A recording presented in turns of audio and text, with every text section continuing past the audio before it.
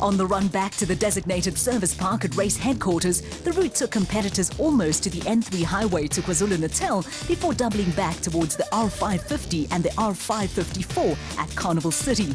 At the front of the field and with around 40 kilometers to go before a compulsory 15-minute stop at the end of the first lap of the race, Chris Visser and Japie Barnenhorst were in firm control of proceedings. Behind the Ford Ranger, there had been a change in the special vehicle category, with the Zarko Magnum of Lawrence and Gerard du Plessis moving ahead of Evan Hutchison and Dani Stassen in the motorized Bat Venom. The Wolmaran stud-based brothers were reveling in the conditions and had gradually reeled in the motorized pair.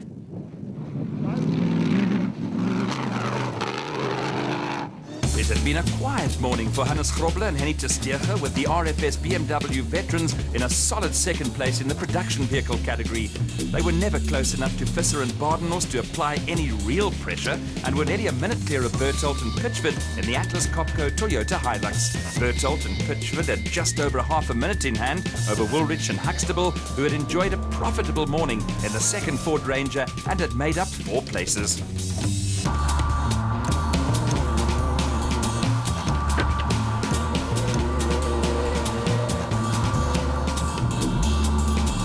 There were also no dramas for Nick and Ryan Harper, with the second motorized Bat Venom never missing a beat.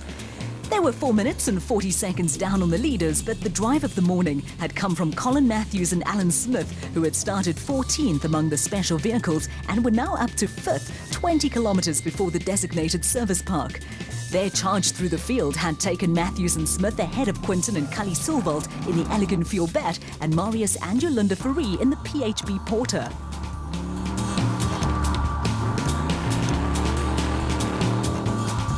A recent run of good form was continuing for Peter Ruthven and Leander Pienaar, with the Rubicon Bat right on the fringes of the top 5 in the special vehicle category. Behind the Bloemfontein crew, Voss and Howie were on the comeback trail in the remaining Castrol Toyota Hilux, with the pair having disposed of the KwaZulu-Natal crew of Clint Gibson and Gary Campbell in the Gibson Racing Porter.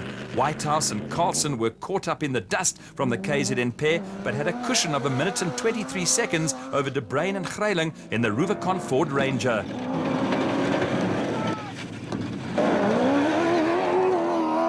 Closing in on the Ford Ranger were Van Staden and Lawrenson, who were also on the comeback trail after the early mishap in the Atlas Copco Bat.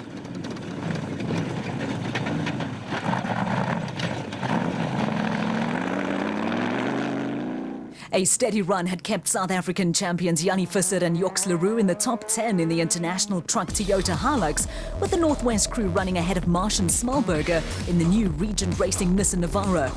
Marsh and Smallberger were running 9th among the production vehicles and experiencing a slight electrical problem, which allowed Regent Racing teammates and Class P contenders Richard Fuller and Dennis Murphy to get ahead of them. Behind the 2 Regent Racing entries and about 40 kilometers from the designated service park, Class D leaders Louis Weichelt and Marek Besadenhout were running strongly in the N1 4x4 Toyota Land Cruiser.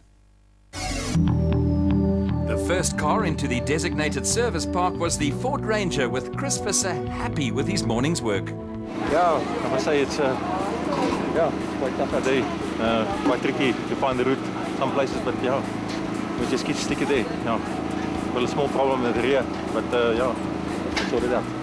While the service crew worked on the Ford Ranger, a small crowd had gathered around special vehicle leaders Lawrence and Gerard du Plessis, who were expecting to come under pressure from Evan Hutchison and Dani Stassen on the final lap of the race. Wel lekker.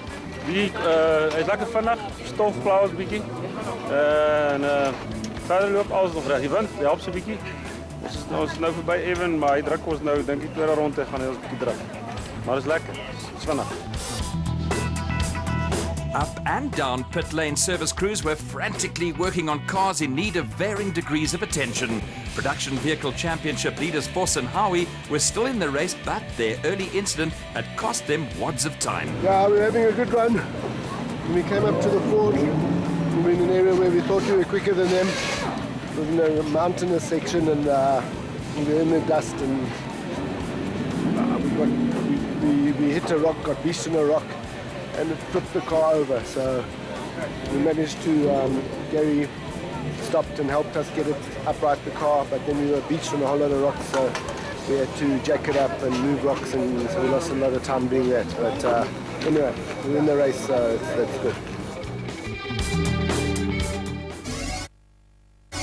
At the end of the first lap, production vehicle crew Visser and Badenhorst held the overall lead with Lawrence and Gerard du Plessis in command of the special vehicle category race. A great fight back had taken Colin Matthews and Alan Smith back into the top 5.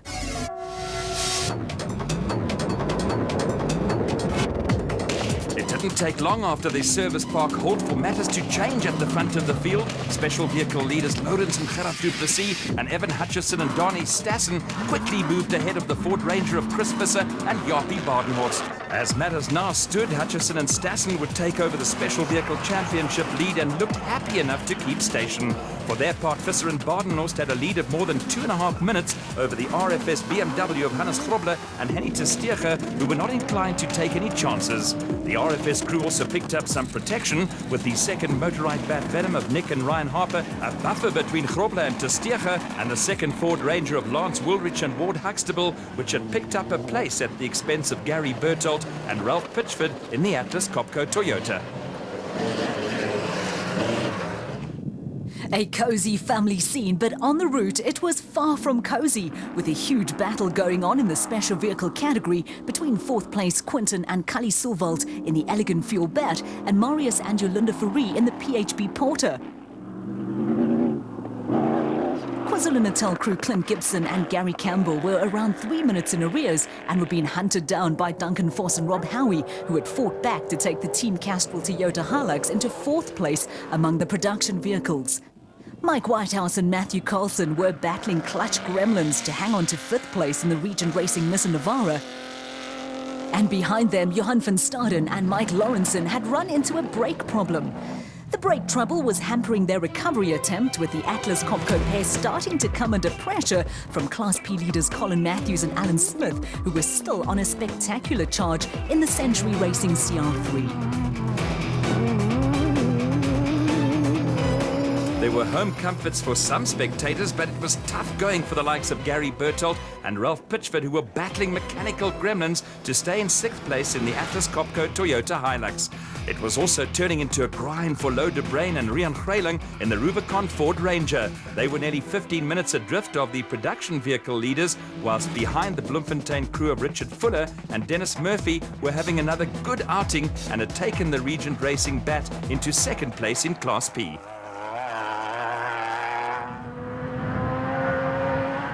A little further back, Jannie Visser and Joks Leroux were still 8th in the production vehicle category, with Terence Marsh and George Smallberger hanging on to 9th place in a promising debut for the V8-powered Regent Racing Nissan Navara.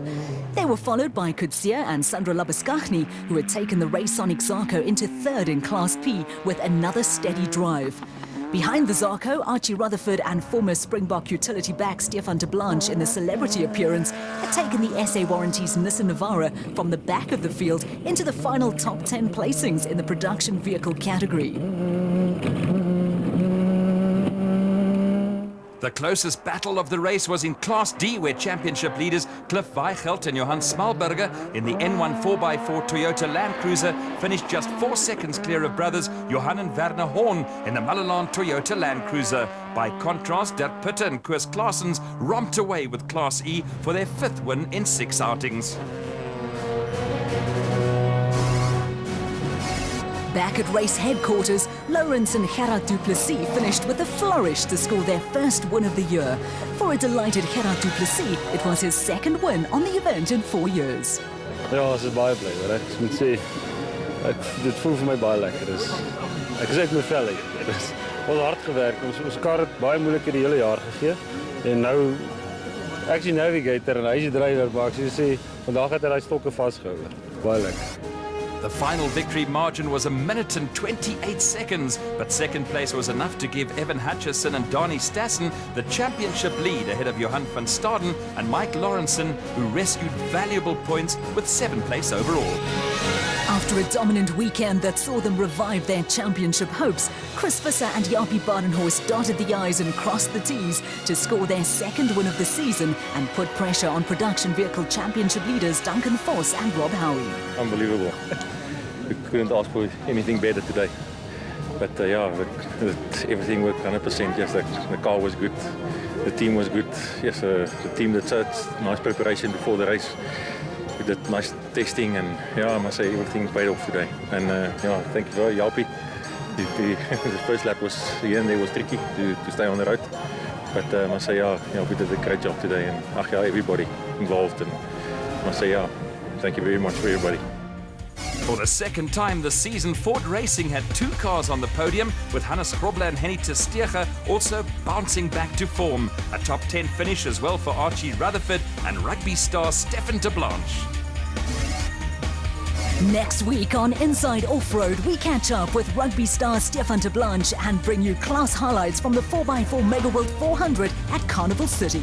Catch all the action right here on Supersport.